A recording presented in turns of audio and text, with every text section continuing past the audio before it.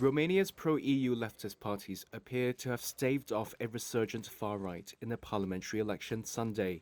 Initial results show a pro-Western coalition led by the Social Democrats has gained enough votes to form a government. However, the far-right will remain a substantial force in the legislature. Analysts say Romania is seeing its most fragmented parliament in decades. Far-right groupings had campaigned over budget problems and the cost of living and fears of spillover from the Ukraine war.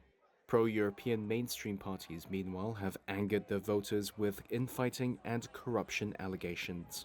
Prime Minister Marcel Ciolacu spoke to supporters in Bucharest. I believe that we must all look carefully at today's result. It is an important signal that Romanians have sent to the political class. In practice, let's continue to develop the country with European money, but at the same time protect our identity, national values, and faith. Meanwhile, the leader of Romania's hard-right alliance for Uniting Romanians, George Simion, claims the political establishment is guilty of an attack on democracy over the first-round presidential election.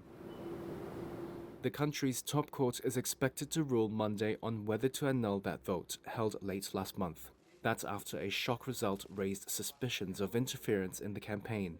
A far-right candidate, Calin Georgescu, emerged from relative obscurity to become the frontrunner in the poll. The result ushered in support for ultranationalist, hard-right parties, some with overt pro-Russian sympathies.